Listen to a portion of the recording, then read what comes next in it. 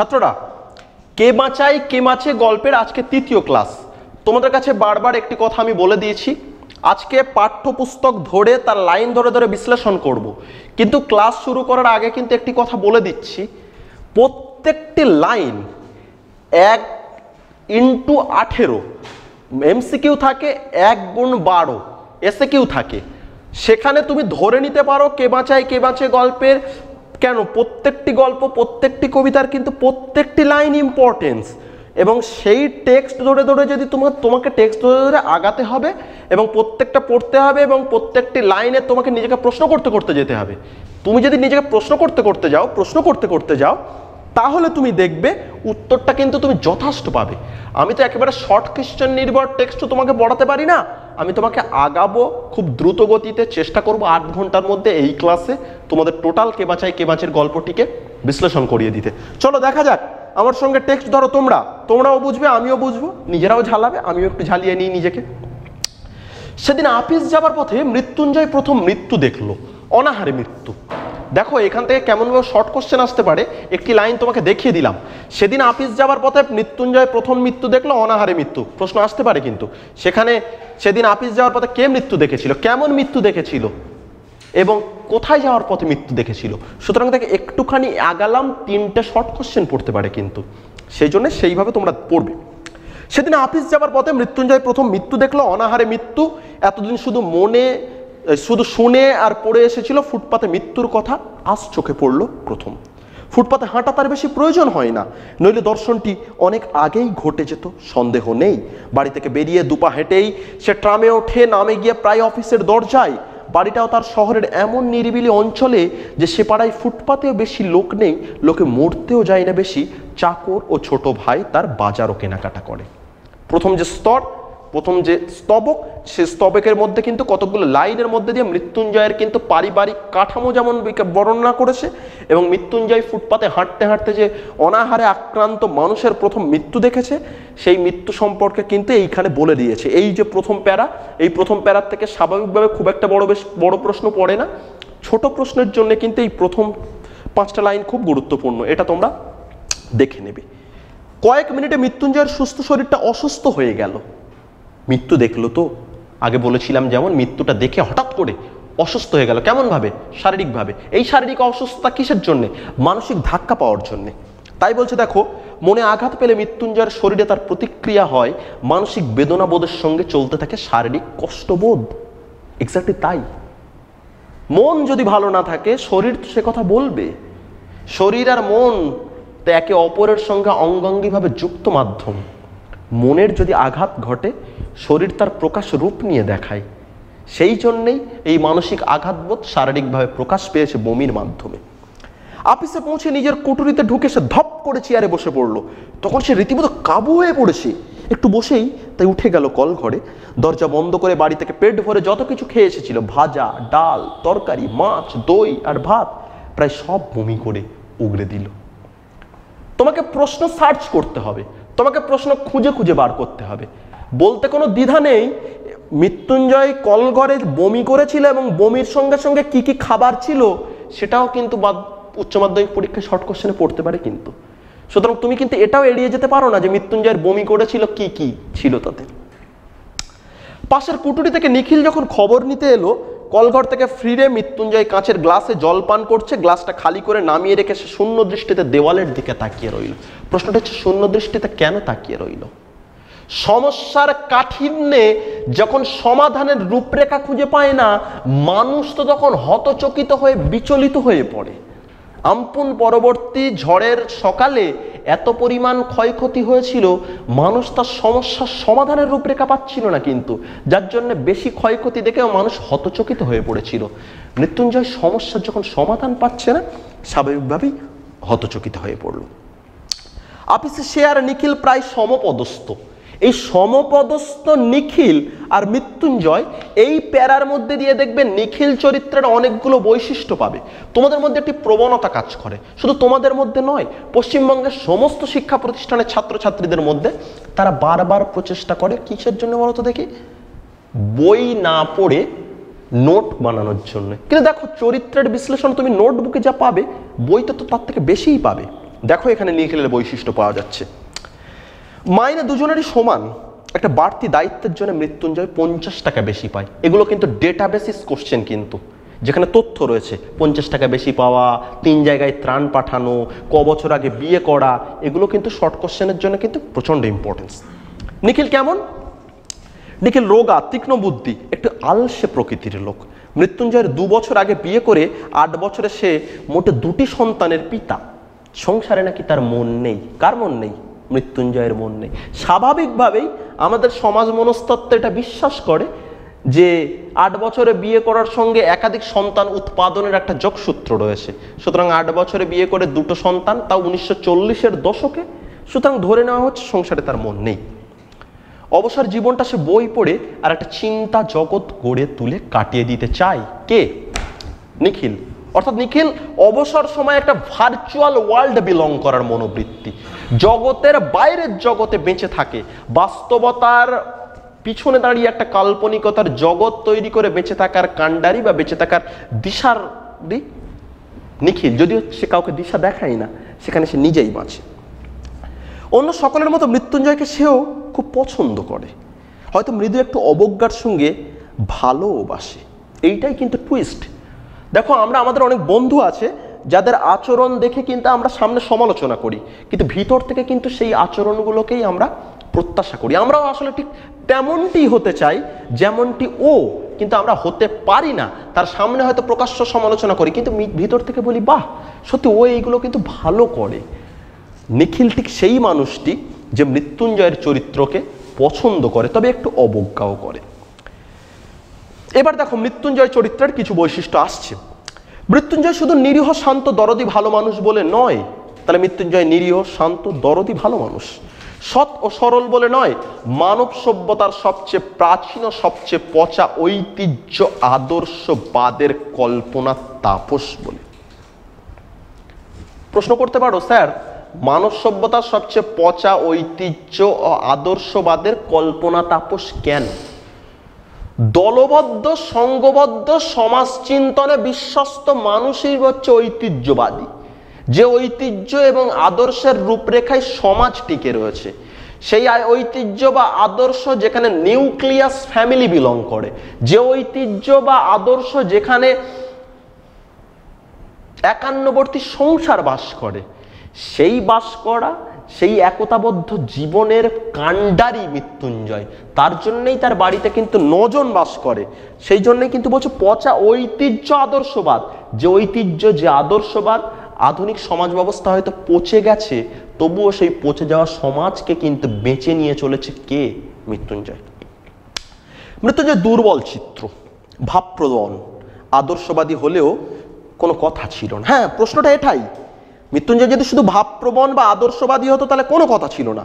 দুটো খোঁচা দিয়ে খেপিয়ে তুললেই তার মনের পুঞ্জ পুঞ্জ অন্ধকার বেরিয়ে এসে তাকে অবজ্ঞেয় করে দিত।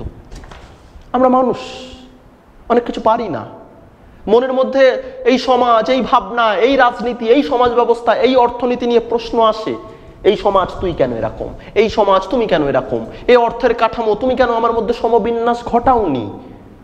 কথা বলতে পারি না, অনেক কিছু বলতে চাই, বলতে পারি না।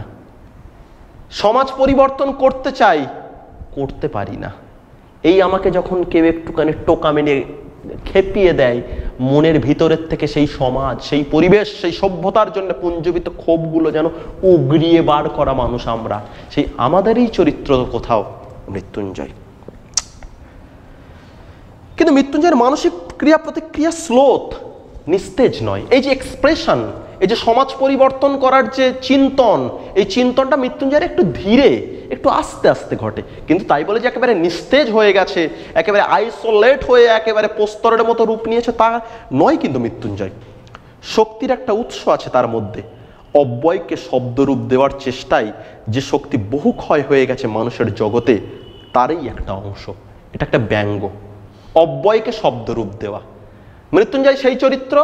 অব্যয়কে শব্দরূপ দিতে গিয়ে যেমন একটা সময় ব্যয় করে ফেলি আমরা। অব্যয় আসলে কি ব্যাকরণে? অব্যয় একটা অনুসর্গ বেসিস পদ। সাধারণত নাম পদের মধ্যে একে অনেক সময় ধরা হয় না। অব্যয় একটা স্বতন্ত্র রূপরেখা নিয়ে হাজির হয়। এই অনুসর্গ ভিত্তিক, এই বিভক্ত ভিত্তিক, এই নির্দেশক ভিত্তিক রূপ। মাঝে মধ্যে একে ব্যাকরণবিদরা শব্দ বলে ধরে না, কিন্তু অব্যয় যদি লড়াই করতে শুরু করে আর বলতে শুরু করে আমি কেন শব্দ না, সেটা যেমন সময় নষ্ট করা হয়, ঠিক তেমনই সমাজ ভাবনাহীন মানুষকে সমাজ ভাবনা দিশারি করতে গেলে মাঝে মধ্যে যেমন করে সময় নষ্ট হয়, মৃত্যুঞ্জয়ের ক্ষেত্রে হয়তো তাই ঘটেছে। মৃদু ঈর্ষার সঙ্গে সে তখন ভাবে যে নিখিল না হয়ে মৃত্যুঞ্জয় হলে মন্দ ছিল না। মৃত্যুঞ্জয়ের রকম দেখেই নিখিল অনুমান করতে পারলো বড় একটা সমস্যার সঙ্গে তার সমস্যা হয়েছে, এই সংঘর্ষ হয়েছে, এবং সারশিতে আটকানো মৌমাছির মতো সে মাথা খুঁড়ছে সেই শস্য সমস্যার অকারণ অর্থহীন অনুচিত কাঠিন্যে। সমাধান খুঁজছে সারশিতে আটকানো মৌমাছির মধ্যে। সারশি শব্দের অর্থ কি? কাঁচের জানালাকে সাধারণত সারশি বলে। আমার নিজের মনে হয়েছে শুধু কাঁচের জানালা সারশি নয়, মিষ্টির দোকানের যে কাঁচের বাক্স থাকে দেখেছো, যেখানে মাঝে মধ্যে মাছি ঢুকে যায়, যার মধ্যে মিষ্টি থাকে, এদিকে একটা স্লাইড করা, এদিকে একটা কাঁচ লাগানো, ও বেটা ওর মধ্যে ঢুকে ঢুকে মাছি বার হওয়ার চেষ্টা করছে, বারবার বার হওয়ার চেষ্টা করছে, পারছে না। মৃত্যুঞ্জয়ের অবস্থাটা তাই, এই সমস্যার সমাধান খুঁজতে চেষ্টা করছে। মানুষ কেন মারা গেল, সমাধান পাচ্ছে না, তার জন্য এই মাথা ঢুকছে। কি হলো তোমার? নিখিল সন্তর্পণে প্রশ্ন করলো। মরে গেল, না খেয়ে মরে গেল, আনমনে অর্ধ ভাষণে আর্তনাদ করে উঠল মৃত্যুঞ্জয়। আরো কয়েকটা প্রশ্ন করে নিখিলের মনে হলো মৃত্যুঞ্জয়ের ভিতরটা সে পরিষ্কার দেখতে পাচ্ছে। ফুটপাতে অনাহারে মৃত্যুর পর সাধারণ সহজবোধ্য ব্যাপারটি সে ধারণা করতে পারছে না। সেটা আশ্চর্য নয়, সে একসঙ্গে পাহাড় প্রমাণ মাল মশলা ঢোকালের চেষ্টা করেছে তার ক্ষুদ্র ধারণা শক্তির থলিতে। কে? মৃত্যুঞ্জয়। ফুটপাতের এই বিভৎস তা ক্ষুধা অথবা মৃত্যুর রূপ। না খেয়ে মরাও কি কেমন, কত কষ্ট হয় না খেয়ে মরতে, কিরকম কষ্ট? ক্ষুধার যাতনা বেশি না মৃত্যু যাতনা বেশি ভয়ঙ্কর? এইটাই প্রশ্ন, এটাই প্রশ্ন চিহ্ন ভাসিয়ে দিয়েছে। মৃত্যু তো তার বয়সজনিত কারণে স্বাভাবিক রূপরেখা নিয়ে হাজির হবে। মৃত্যু কখনো এইভাবে কেন হাজির হবে? একটা বেঁচে থাকা যৌবন হঠাৎ করে দুমুঠো অন্যের অভাবে মারা পড়েছে। একটা বেঁচে থাকা ষোড়শী সুন্দরী হঠাৎ করে অন্যের অভাবে রাস্তায় টপকে পড়ে মারা গেছে। এটা কি করে হতে পারে? এটা তো মৃত্যু হতে পারে না। তাহলে কোনটা কষ্ট, মৃত্যু না খাবার না পাওয়া? এই প্রশ্নের সমাধান করার জন্যই মৃত্যুঞ্জয় যন্ত্রণায় দগ্ধ হচ্ছে। অথচ নিখিল প্রশ্ন করলে সে জবাবে বলল অন্য কথা। ভাবছি আমি বেঁচে থাকতে যে লোকটা না খেয়ে মরে গেল, এই অপরাধের প্রায়শ্চিত্ত কি? অপরাধটা কোথায়? অপরাধ কি করেছে ব্যক্তি মৃত্যুঞ্জয়? হয়তো করেছে, হয়তো করেনি। কোথায় হয়তো করেছে? অবসম্ভাবীভাবে তার পার্শ্ববর্তী সমাজ ব্যবস্থার মানুষের পাশে এতদিন দাঁড়ায়নি, এটা অপরাধ। এবং অপরাধ এটাও নয় যে সমস্ত সমাজের মানুষের তো খাদ্যের ঝুলি তো সে নিজে ভরিয়ে দিতে পারে না, সুতরাং সেই বিচারে বিচার করলে হয়তো অপরাধ নয়। তবুও সে নিজেকে অপরাধী ভাবছে। জেনে শুনে এতকাল 4 বেলা করে খেয়েছি পেট ভরে, যথেষ্ট রিলিফ ওয়ার্ক হচ্ছে না লোকের, আর এদিকে ভেবে পাই না কি করে সময় কাটাবো। ধিক, শত ধিক আমাকে। মৃত্যুঞ্জয় চোখ ছলছল করছে দেখে নিখিল চুপ করে থাকে। দরদের চেয়ে ছোঁয়াচে কিছু নেই এ জগতে, তাই তো। দরদের চেয়ে ছোঁয়াচে কিছু আছে? মায়া, ভালোবাসা, করুণা সব থেকে বড় দরদ। তার জন্যই নিখিল তার বন্ধু মৃত্যুঞ্জয়ের কষ্ট দেখে ও নিজেও কষ্ট পাচ্ছে। নিখিলের মনটাও খারাপ হয়ে যায়। দেশের সমস্ত দরদ পুঞ্জীবিত করে ঢাললেও এ আগুন নিভবে না ক্ষুধার, অন্যের বদলে বরং সমিধে পরিণত হয়ে যাবে। নিখিলের ভাবনা কি হবে দরদ দেখি? যেখানে মানুষ খেতে পাচ্ছে না, যেখানে মানুষ অভাবে মরছে, তাকে তার তো খাবার দিতে হবে, দরদ নয়। ভালোবাসা দিয়ে কখনো সমাজ সভ্যতার বদল হতে পারে না। সমাজ সভ্যতার বদল হতে গেলে মানুষের ভাত জোটাতে হবে। আমি তোমাকে ভালোবাসি, আমি তোমার পাশে দাঁড়াচ্ছি, আমি তোমাকে করুণা করছি। কিসের ভালোবাসা? মানুষ খেতে পাচ্ছে না, ভালোবাসা? এই দরদ দেখিয়ে তো সেই সমাজ পরিবর্তন করা যাবে না। বরং যে ক্ষুধার আগুন আছে, সে আগুন আসলে আরো ছায়ের স্তূপে রূপান্তরিত হবে। সুতরাং মানুষকে দরদ নয়, প্রয়োজনীয়তার যোগাও। ভিক্ষা দেওয়ার মতো অস্বাভাবিক পাপ যদি আজ পূর্ণ হয়ে থাকে, জীবন ধারণের অন্য মানুষের দাবি জন্মাবে কোথায়? একদম সমাজের প্রগাঢ় ভাবনায় আসতে শুরু করেছে। এই মানুষ, তুমি তোমার অধিকার খুঁজে নাও। ভিক্ষা নেবে কিসের জন্যে? কিসের ভিক্ষা? আজ রাস্তায় দাঁড়িয়ে দাঁড়িয়ে কুকুর বিড়ালের মতো তুমি মরবে? তুমি হাত পেতে অনাহারীর মতো দাবি করতে শুরু করবে আমাকে কিছু দেওয়া হোক? এটা তো দেওয়া নয়। তুমি অধিকার ছেনাও, নিজের অধিকার। তুমি ভিক্ষা নিয়ে নিজের অস্তিত্বকে বিনষ্ট করো না। তুমি ভিক্ষা নেওয়ার মাধ্যমে তোমার অর্জিত অধিকার থেকে পিছিয়ে যেও না। তুমি ভিক্ষা নেওয়ার মাধ্যমে সমাজ পরিবর্তন না করার মানসিকতার মধ্যে থেকো না। অধিকার ছিনিয়ে নাও, প্রশ্ন করতে শুরু করো এই সমাজের বুকে, আমার খাদ্য আমাকে দেওয়া হোক, লড়াই করো, রেভলিউশন আনো, তাহলেই সমাজ পরিবর্তন। জীবন ধারণের অন্যের নিজের অধিকার জন্মাতে হবে, ভিক্ষার মধ্যে দিয়ে তো অধিকার আসতে পারে না। রূঢ় বাস্তব নিয়মকে উল্টে মধুর আধ্যাত্মিক নীতি করা যায়, কিন্তু সেটা হলো অনিয়ম। এই ভাবনা, এই চেতনার, এই মননের উল্টোটা তুমি করে দিতে পারো। তুমি সবাইকে ভিক্ষা দিতে পারো, এটা বাহ্যিক রূপরেখা দাঁড়িয়ে বলা যেতে পারে হ্যাঁ সত্যি খুব নীতি ধর্মের দিক দিয়ে ভালো কাজ করেছে, কিন্তু সামাজিকতা, সমাজ পরিবর্তনশীলতার জন্য তুমি ভালো কাজ করোনি। ভিক্ষা দেওয়া মানে কাউকে পঙ্গু করে দেওয়া, তাকে বিনষ্ট করে দেওয়া। সেই পঙ্গু করে দেওয়া, বিনষ্ট করে দেওয়া মানুষের মুখে দুমুঠো ভাত তুলে দিয়ে আবার তাকে সুস্থ করে তুলিয়ে দাঁড় করিয়ে বলা যেতে পারে চল বাবা বিপ্লবের দিকে ধাবিত হ, এবারের খাবারটা তোকে ছেনাতে হবে। চিতার আগুনে যত কোটি মড়াই এ পর্যন্ত পোড়ানো হয়ে থাক, পৃথিবীর সমস্ত জ্যান্ত মানুষগুলোকে চিতায় তুলে দিলে আগুন তাদের পুড়িয়ে ছাই করে দেবে। ঘটনাটা তাই। কারোর মৃত্যু দেখে, কারোর চলে যাওয়া দেখে আমি তো কোনো সমাজ পরিবর্তন, পৃথিবীর পরিবর্তন করতে পারি না। আমাকে যেটা করতে হবে, মানুষকে দাঁড় করাতে হবে, হাত বাড়াতে হবে। এই বাড়িয়ে দেওয়া হাত দিয়ে দাঁড় করিয়ে দিকে তাকে তার মতো করে স্বাবলম্বিতার অধিকার দিতে হবে, তার ভাবনাই গল্পের মধ্যে দিয়ে এসেছে। বিক্ষিপ্ত চিত্তে এইসব কথা ভাবতে ভাবতে নিখিল সংবাদপত্রটি তুলে নেয়। চোখ বুলিয়ে যেতে যেতে নজরে পড়ল ভালোভাবে সদ্গতির ব্যবস্থা করে গোটাকুড়ি মৃতদেহকে স্বর্গে পাঠানো হয়নি বলে এক স্থানে তীক্ষ্ণ ধার হা হুতাশ করা মন্তব্য করা হয়েছে।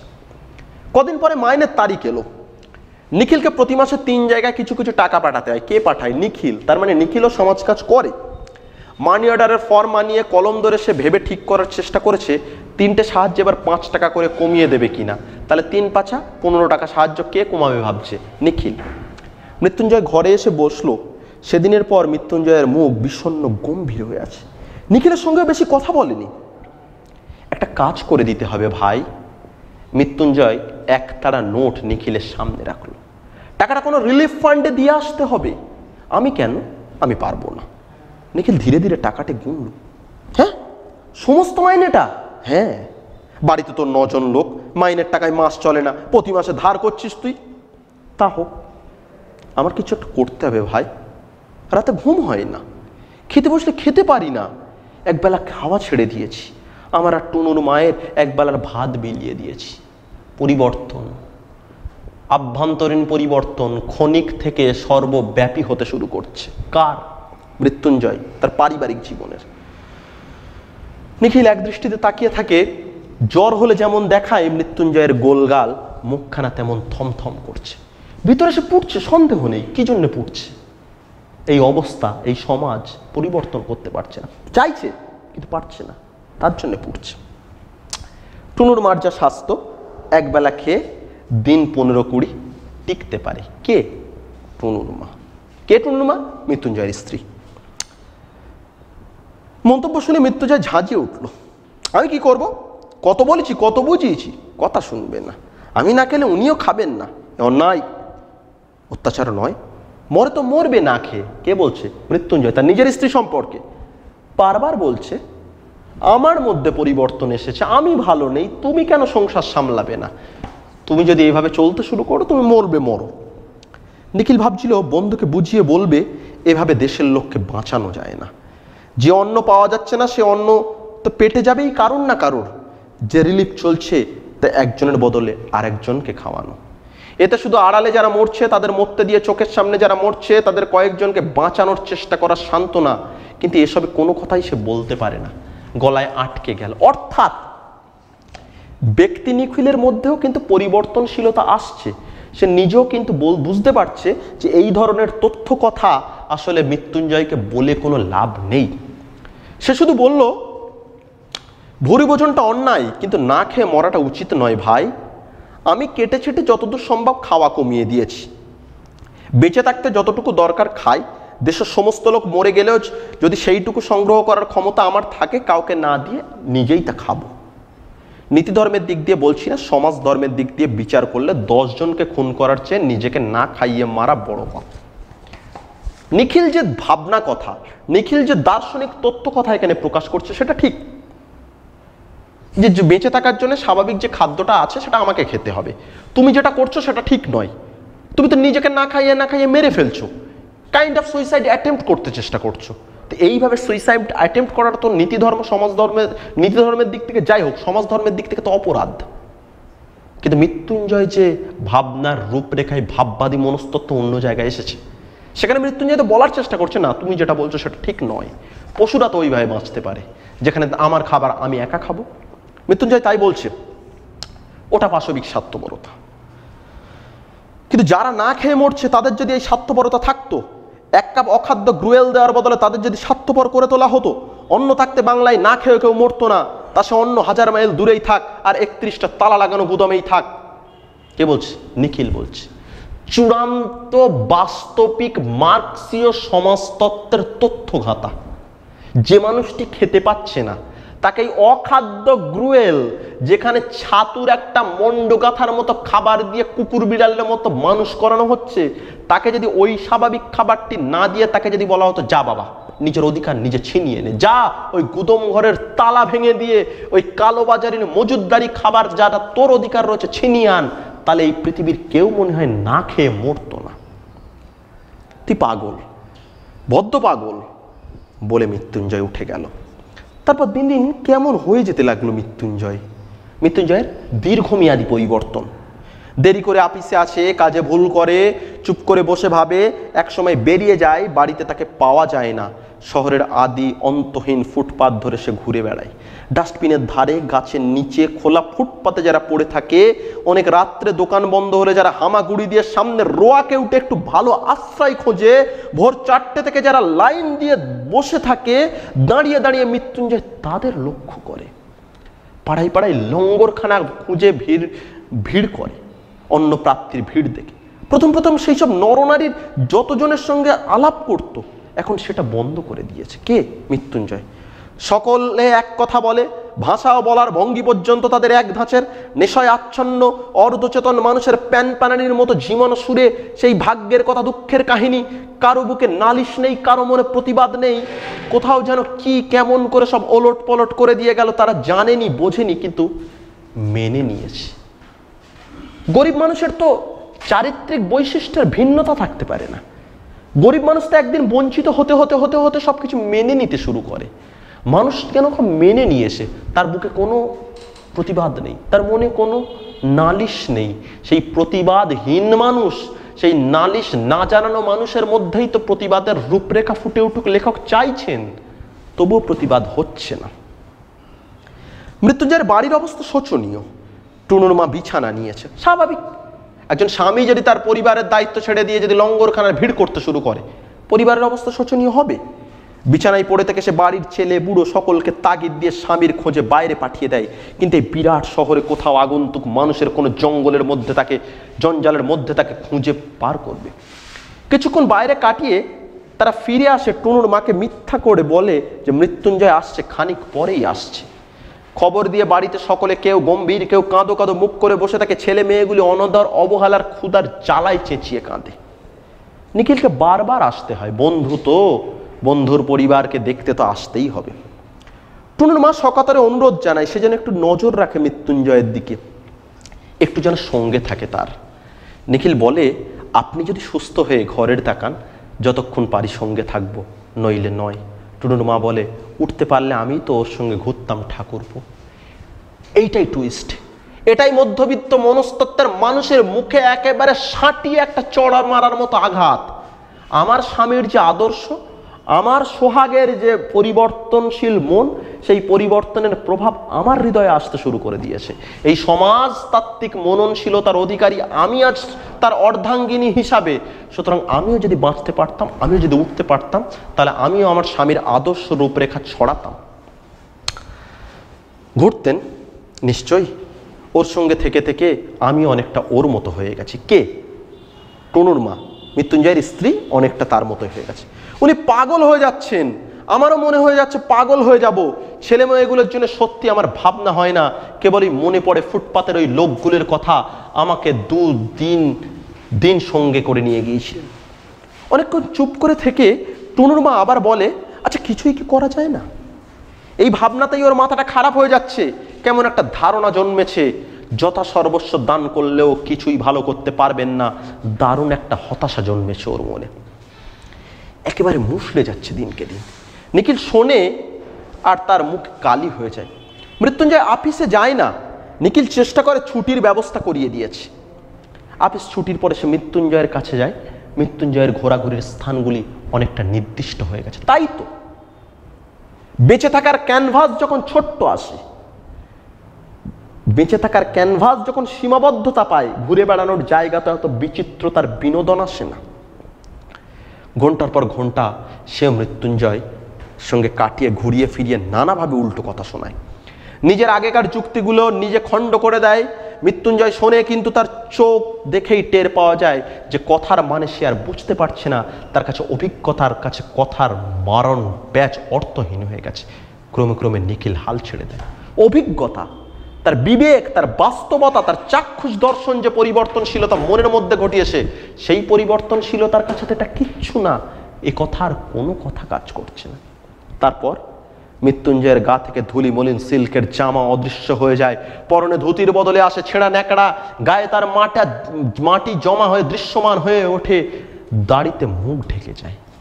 ছোট একটি মগ হাতে আর 10 জনের সঙ্গে পড়ে থাকে ফুটপাতে, আর কাড়াকাড়ি মারামারি করে লঙ্গর খানায় খিচুড়ি খায়। বলে, গাঁ থেকে এইছি, খেতে পাইনি বাবা, আমায় খেতে দাও। গল্প এইটুকুনি। নিশ্চিতভাবে আমরা কে বাঁচাই কে বাঁচার অনেকগুলো বিশ্লেষণ করেছি। এরপরে সমস্যার যদি নজরদারি পড়ো, নিশ্চিতভাবে সমস্যার সমাধান করার জন্য আমরা থাকব। আমাদের নিজস্ব হেল্পলাইন নাম্বারে তোমরা ফোন করবে, ব্যক্তিগতভাবে যোগাযোগ করবে, আমরা এগিয়ে চলবো। কে বাঁচাই কে বাঁচের যে 3টি ক্লাস, সেই 3টি ক্লাস তোমরা বিশ্লেষণ করো। এই বিশ্লেষণ করে তোমরা এগিয়ে চলো। তোমাদের জন্য শুভেচ্ছা রইল। পরবর্তী সময়ে আমরা পরের কোনো ক্লাস নিয়ে আবার হাজির হব। ধন্যবাদ সবাইকে।